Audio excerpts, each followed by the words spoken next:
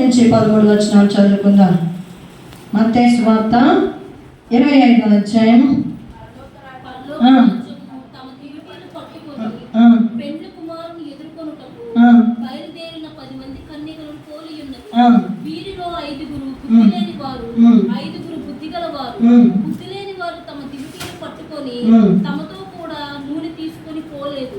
బుద్ధిగల వారు తమ దివిటీలతో కూడా సిద్ధులలో నూనె తీసుకొని పోయి పెండ్లి కుమారుడు ఆలస్యము చేయగా వారందరూ కునికి నిద్రించుచుండిరి.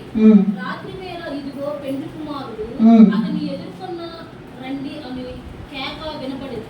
అప్పుడు ఆ కన్యకులందరూ లేచి తమ దివిటీలను చక్కబరిచి గాని బుద్ధి లేని ఆ కన్యకులు మా దివిటీలు ఆరిపోచున్నది కనుక మీ నూనెలో కొంచెం మాకు ఇయ్యుడని బుద్ధిగల వారిని అడిగిరి.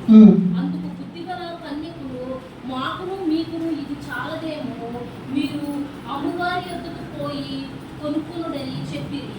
వారు కొనుక్కోచుండగా పెండ్లి కుమారుడు వచ్చెను. అప్పుడు సిద్ధపడి ఉన్నవారు అతనితో కూడా పెండ్లి విందుకు లోపలికి పోయేది. అంతటా తలుపులు వేయబడేది. ఆ తరువాత తక్కిన కన్యకులు వచ్చి అయ్యా అయ్యా మాకు తలుపులు తీయమని అడగగా అతడు మిమ్ము నెరగనని మీతో నిశ్చయంగా చెప్పుచున్నానని, ఆ దినమైనను గడి అయినను మీకు తెలియదు కనుక నిలవుగా. ఈ వాక్యాన్ని మనం తెలుసుకుందాం. ఇక్కడ 10 మంది బుద్ధిగల కన్యకులు ఉన్నారు. అయితే 10 మంది కన్యకులు ఉన్నారు.